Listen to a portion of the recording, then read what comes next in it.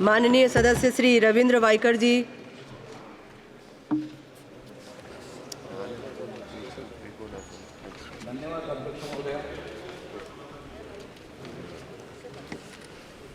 आपके माध्यम से मुझे आज बोलने का मौका मिला है।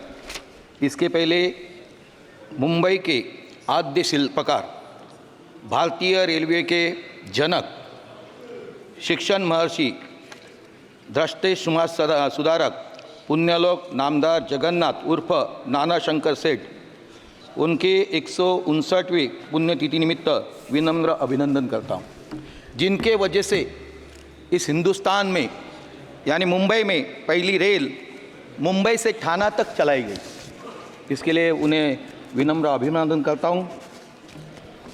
अध्यक्ष महोदया, मैं आज इस सदन में 2024 से के रेलवे बजट पर अपने विचार प्रस्तुत करने के लिए खड़ा हूँ।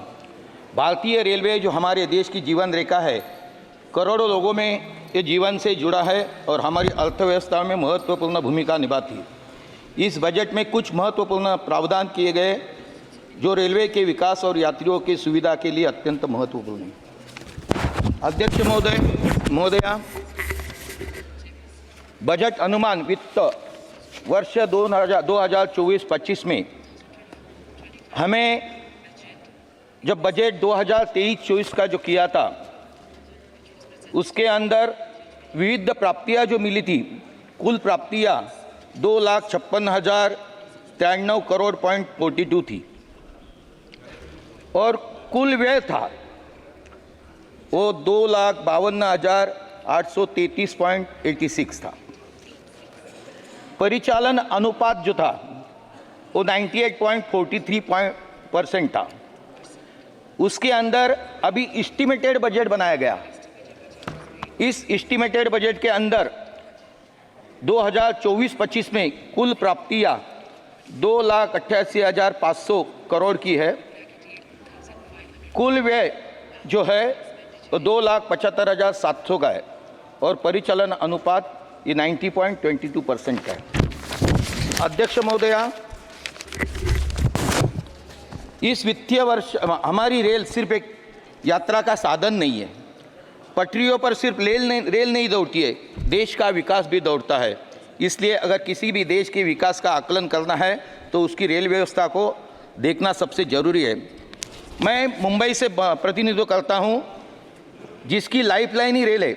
हमारी अर्थव्यवस्था को चलाने का काम रेल करती है, लेकिन वास्तविकता ये भी है कि हमारी बढ़ती हुई लोक संख्या के लिए हमारी रेलवे की कैपेसिटी पर्याप्त नहीं है।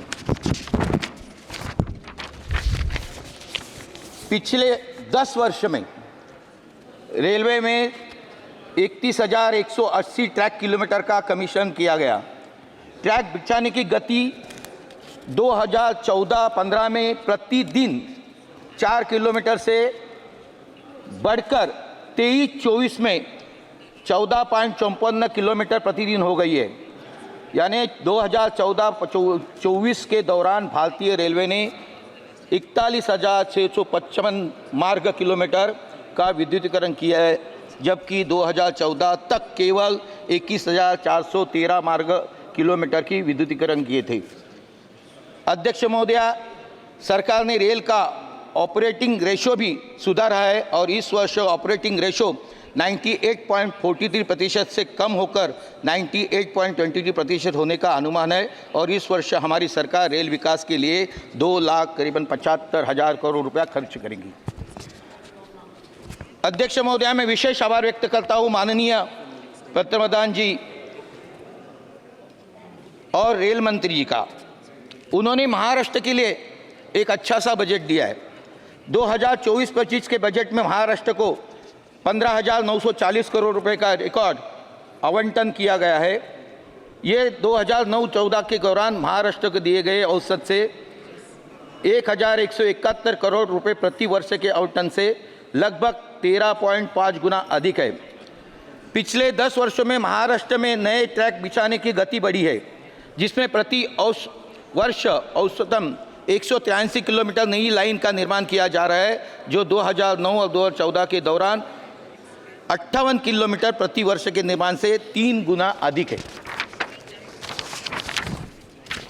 अध्यक्ष महोदया, महाराष्ट्र में रेल ट्रैक के संदर्भ में 100% विद्युतीकरण है। नए ट्रैक विद्युतीकरण के साथ जोड़े जा रहे हैं। वर्तमान में महाराष्ट्र में 1.3 लाख करोड़ रुपए की कुल परियोजना प्रगति पर है। इनमें 5,877 किलोमीटर नई ट्रैक बिछाने की 41 योजनाएं 81,580 करोड़ रुपए के खर्च के साथ चल रही है। इसमें नई लाइनें, डबलिंग, ट्रिबलिंग और गेज रूपांतर के शामिल हैं। महाराष्ट्र में 128 स्टेशनों को अमृत स्टेशन के रूप में विकसित किया जा रहा है। महाराष्ट्र में रेलवे द्वारा एक और बड़ी उपलब्धियां 10 वर्ष में 2014 से अब तक।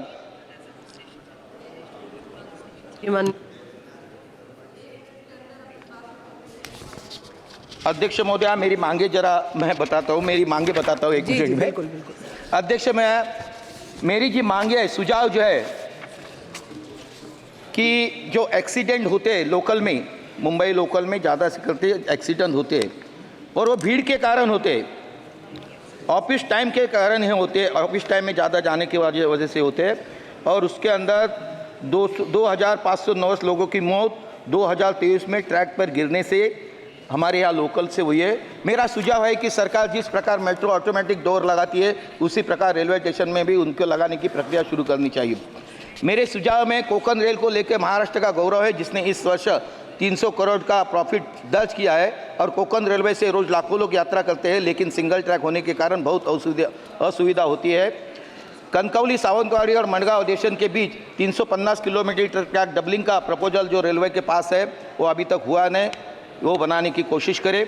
मेरी तीसरी मांग है, महाराष्ट्र के लिए मल्टी मॉडल कॉरिडोर के संबंध में मल्टी मॉडल ट्रांसपोर्ट के माध्यम से एयरपोर्ट को और रेलवे स्टेशन को जोड़ने की आवश्यकता है, जिसके लिए मेरा निवेदन और ये जल्दी से जल्दी हो सके उतना हो सकता है।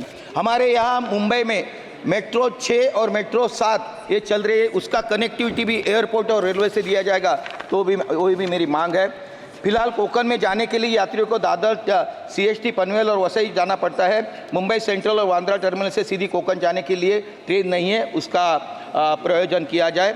पश्चिम रेलवे में नायगांव और जूचंद्र के बीच इस और लाइन डालने के लिए इस वर्ष में अंतरिम बजट दस्तावेज में महत्वपूर्ण कार्य भी एक रूप में वर्गित किया गया है। इस परियोजना के लिए 2000 बजट में मगर अभी तक पूरा नहीं हुआ है। अध्यक्ष, लास्ट अमृत भारत स्थानक की योजना में कोंकण रेलवे लाइन में महाराष्ट्र एक भी स्थानक नहीं, उसको शामिल किया जाए। अध्यक्ष महोदया, रेलवे कर्मचारियों की भलाई के लिए भी महत्वपूर्ण प्रावधान नहीं है, उसको भी करना चाहिए। हमें यात्रियों की सुधार के लिए रेलवे स्टेशन में आधुनिकीकरण, प्लेटफॉर्म और स्वच्छता सुविधा को प्रावधान करना चाहिए।